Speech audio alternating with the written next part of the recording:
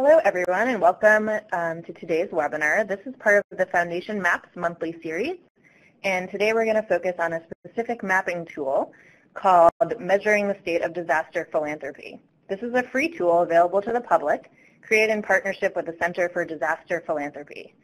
First, a few housekeeping items. You can join the audio portion of the webinar by phone. The number is in the welcome box on the top right corner of the screen, or you can listen in using computer speakers. All attendees have been muted. You'll be able to post your questions in the Q&A box in the bottom right-hand corner of your screen during the presentation. And we'll answer those questions at the end. This webinar will be recorded, and we'll post it on the Foundation Maps webinar page in a couple days. So before we begin, we'd like to just take a quick poll of our audience. Give me 1 second.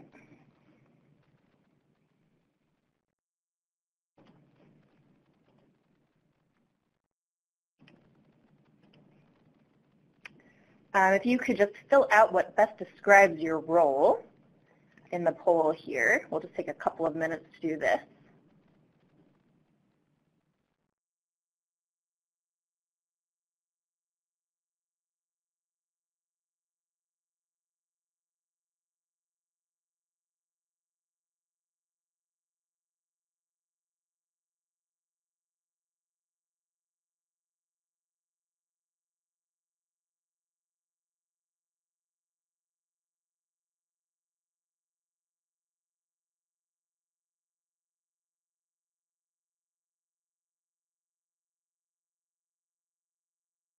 Okay, great.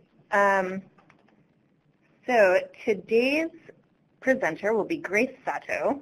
Grace is a Knowledge Services Manager at Foundation Center. She's been with the organization for 5 years and has worked with funders to develop knowledge tools like the interactive map you're about to see, as well as research reports and web portals and other issue areas. Hi, everyone. While we get the PowerPoint back up, before I demo the map, I'd just like to say a little bit about the partnership that led to the creation of the mapping tool. A bit about Foundation Center. We've been around for 60 years, and we're the leading source of data and information on philanthropy worldwide. Our database houses information on more than 130,000 foundations and 4 million grants. In recent years, Foundation Center has partnered with various organizations to make its data and information accessible through data visualization tools and issue-focused web portals. Through our partnership with the Center for Disaster Philanthropy, we're working to give funders and other stakeholders the data needed to be more effective in their disaster giving. The Center for Disaster Philanthropy's aims are to increase the effectiveness of contributions given to disasters and bring greater attention to the life cycle of disasters, from preparedness and planning to relief to rebuilding, resilience, and recovery efforts. This project is possible through the generous support and leadership of the Irene W. and C.B. Pennington Foundation, led by Lori Bertman, the president and CEO, who is also on the advisory committee of this project. One of the Pennington Foundation's focus areas is disasters and community resilience. And we are working to share our computer screen, so We're having a few technical issues here. So I'll just keep going in the meantime. Disasters, by definition, are out of the ordinary.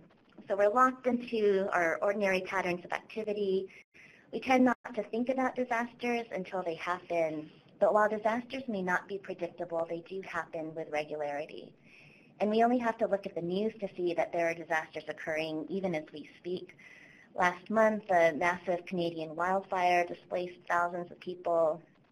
Millions of migrants and refugees continue to be on the move from Syria, Afghanistan, Iraq, and other places of unrest. And we're just a year away from a devastating earthquake in Nepal. Given the inevitability of disasters, it's imperative for funders to make use of their dollars in the most effective way possible. So in that spirit, our work is focused on 3 key questions. First, how have foundations responded to disasters? When do foundations step into the role of providing disaster-related funding? What do they fund? And how much funding do they provide overall? Second, how does the foundation response to disasters fit into the larger landscape of giving? How does foundation funding compare to other sources of funding, like bilateral and multilateral aid and government assistance? And third, what can foundations do to become more effective in terms of disaster-related funding? To examine these questions, our team at Foundation Center worked with an expert technical advisory committee to develop a project taxonomy that allows us to classify both disaster assistance strategies as well as various types of disasters. Assistance strategies cover the full life cycle of disasters, from resilience, risk reduction and mitigation, to preparedness, to response and relief, and then to long-term reconstruction and recovery. Disaster types can be classified into three major buckets: natural disasters with more specific breakdowns, man-made accidents, which include things like oil spills and building collapses, and complex humanitarian emergencies like the Syrian refugee crisis. In addition, we have a fourth bucket that we include in our analysis, disasters general, which includes unspecified funding for disasters or multiple disparate disasters. So with that, I would demo the map, but we're still having problems sharing our screen. So if you can just give us a couple of minutes to see if we can troubleshoot that.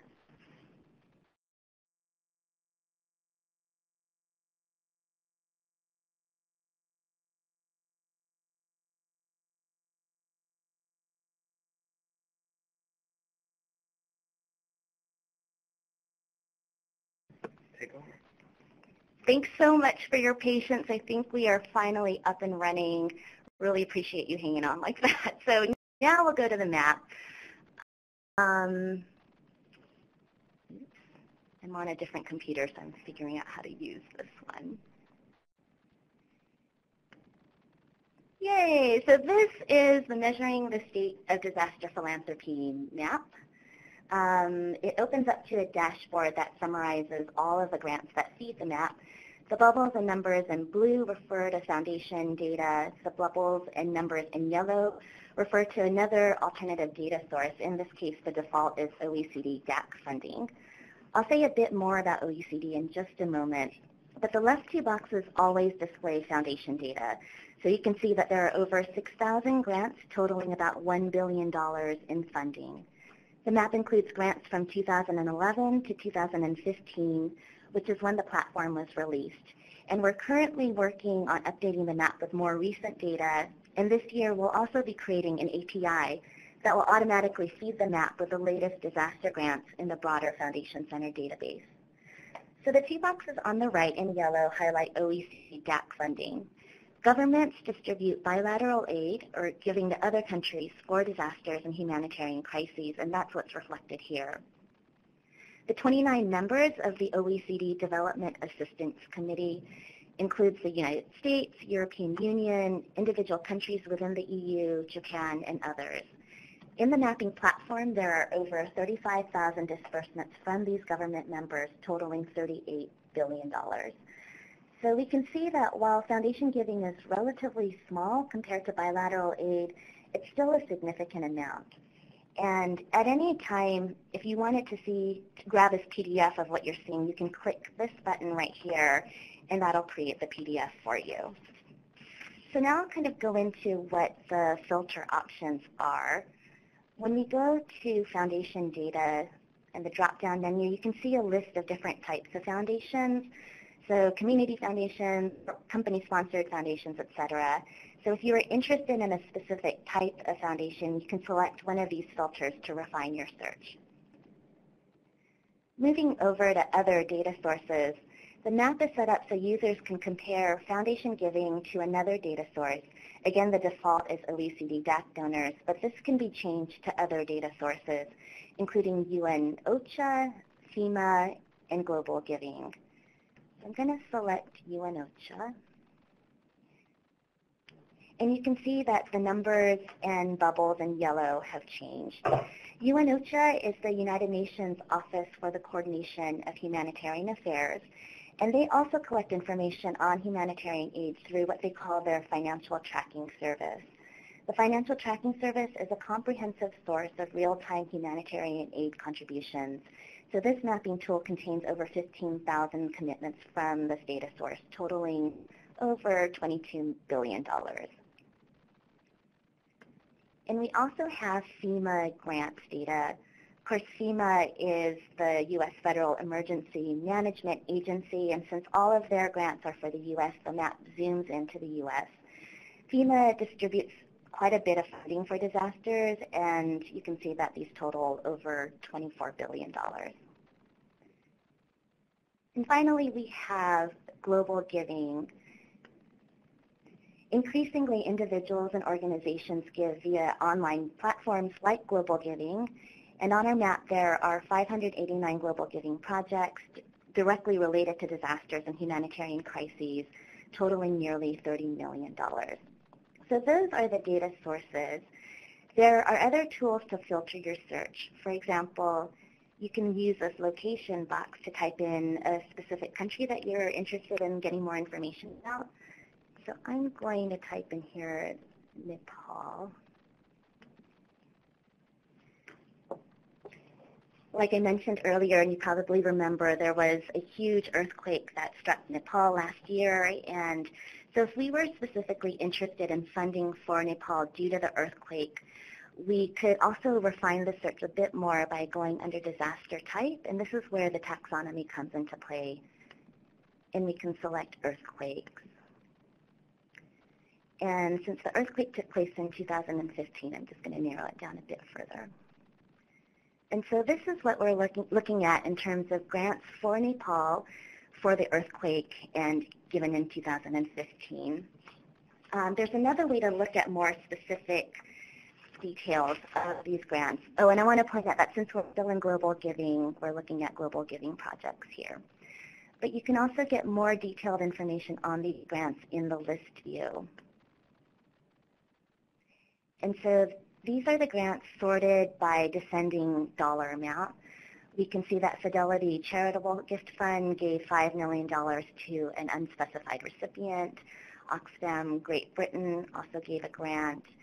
And Bristol Myers Squibb Company Contributions Program. So if we wanted to get even more information about these grants, we can click on the details icon and get some basic information about the grant, as well as how they were coded for disaster type and assistance strategy. And if there's a description available, it would be found here. So this says that it's for medicines to support the Nepal earthquake relief efforts to 4 of the Foundation's global relief partners, and then they're listed here. So when the Bristol Myers Squibb Company Contributions Program announced this grant, they didn't specify how much was going to each of these recipients. They just gave a general dollar amount. And so that's why you have one lump sort of larger grant to multiple recipients listed in our database. I also want to highlight here that we have more than just U.S. foundations. So here we have the IKEA Foundation, and if you wanted to learn more about that, we could see that it's also for multiple recipients, and in the description it says that it's for UNICEF and Save the Children to help children in Nepal recover, does it say? Oh, as quickly and as effectively as possible. So that is the lists view. And if you wanted to see more grants, you can always go to the next pages to get more. So say I wanted to try a different search. I'm going to clear out of all of my selections here. And when we clear out the selections, the other data source goes back to OECD DAC. But say we were interested in finding out what kind of funding was going to help the Syrian refugee crisis. We could type Syria for the location, but since Syrian refugees are crossing country borders and we want a broader sense of where funding is going for Syrians around the world, we could also use a keyword search. So I'll just type in here, Syria.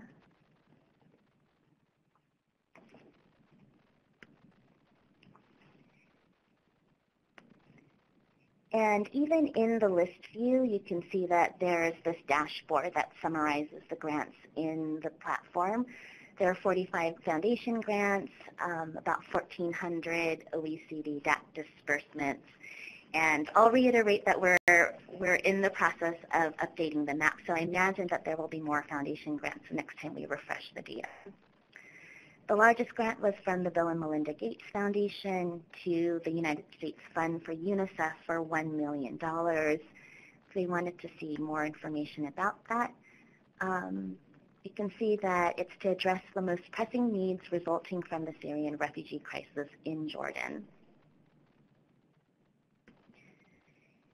If we were primarily interested in finding out which foundations have invested in this area, we can go to the Foundations tab. And this aggregates the data into like a funders list, again, sorted by descending order of dollar amount. So Bill and Melinda Gates Foundation gave 2 grants totaling about $1.5 million. The Conrad and Hilton Foundation gave 4 grants. So if you wanted to see what those 4 grants, we can click on the details and get that information there. And we also get more information about the foundation itself, so some basic contact information, a link to their website, even financial information for the foundation. And then we could learn more by clicking on the Profile tab, and this would give you some really rich information about the foundation itself, its mission, its grant-making strategies. So this is a really useful tool for nonprofits or other folks that might just be looking for potential funders, partners in this work to get at one place kind of a more information about the foundations that are investing in this space. So we can get similar information for recipients. If we click on the Recipients tab, we get another list of the recipients and tells you how much they've written, how many grants they've received. So we see that Mercy Corps got 3 grants totaling about $719,000. And so here too we can see what those grants are. We can get more detailed information by clicking on details. And we get some information about the recipient, including a link to their website. And just to wrap up on showing you what's in all of these tabs, if we went to the OECD DAC tab, this would list all of the OECD DAC disbursements. So for funding for Syria, it looks like for bilateral aid, the largest disbursements were given by the United States and the United Kingdom. And so if we wanted more details, this would give you the description. It looks like this large disbursement was related to the United States population migration refugee assistance work. So that, I think there's one more thing I wanted to show you, and I'm going to clear everything out and go back to the map. So for this last thing, I'm really just interested in foundation data, so I'm going to remove these yellow bubbles and just look at the foundation data for a moment. Like I said in the beginning, one of the Center for Disaster Philanthropy's goals in this is to bring greater attention to the full life cycle of disasters. So we can go here to see disaster assistance strategies, and definitely response and relief, which we're most familiar with, is a big part of disaster assistance. But the disaster life cycle also encompasses, on the front end, resilience, risk reduction and mitigation, and preparedness to minimize the effects of economic and human losses associated with disasters. And then on the back end and in the long term, there's reconstruction and recovery efforts that can help communities rebuild and thrive following the devastation of disasters. With that in mind, I'm going to just click on response and relief. And we see that there are about 3,742 foundation grants for response and relief, about $662 million in foundation funding. And if we look at reconstruction and recovery, that number goes down quite a bit to 1,000 grants, about 129, 130 million, and you can see that the bubbles have gotten quite a bit smaller and they're fewer and farther between. And that happens even more so for preparedness, so 141 grants for preparedness. So there's a real opportunity here for philanthropists to think more carefully about their disaster-related giving.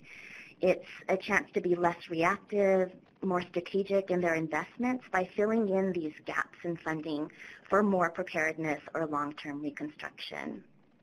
And on that note, I'm going to transition away from the map for just a bit to highlight some of the other resources that we developed in partnership with the Center for Disaster Philanthropy.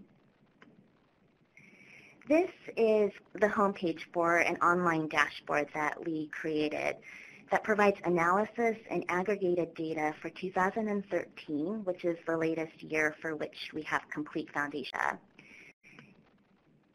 And this is the dashboard. So looking at all grants, foundation grants of $10,000 or more, reported by 1,000 of the largest U.S. foundations, we found funding for disasters and humanitarian crises totaled $116.9 million.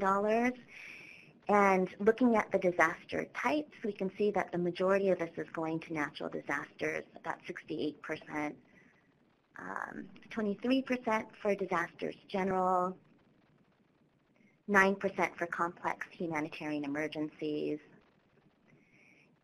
and just a little tiny sliver for man-made accidents.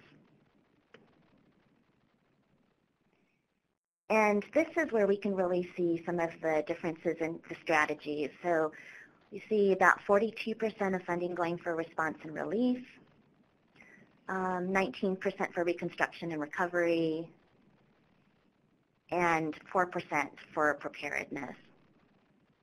And the dashboard also looks at funding by region.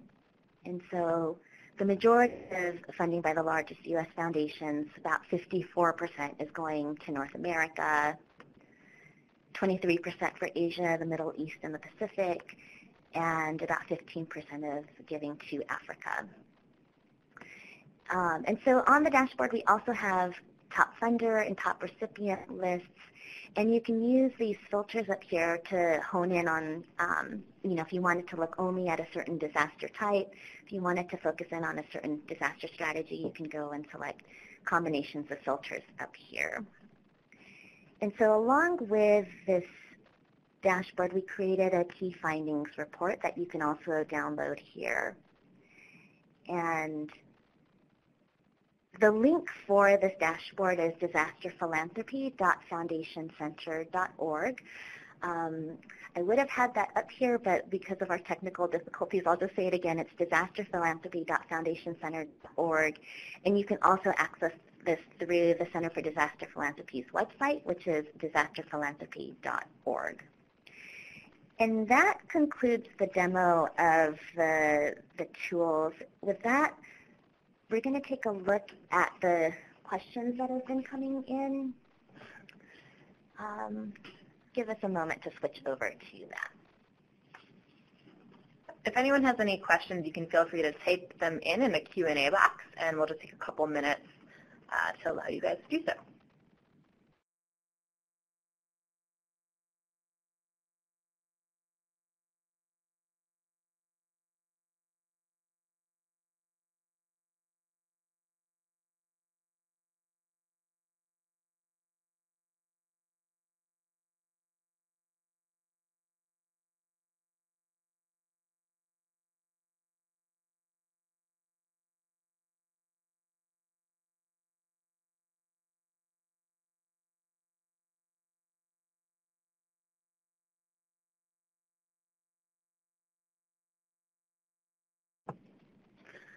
So we have a couple questions for Grace here. Firstly, are you planning to include other data streams on the map?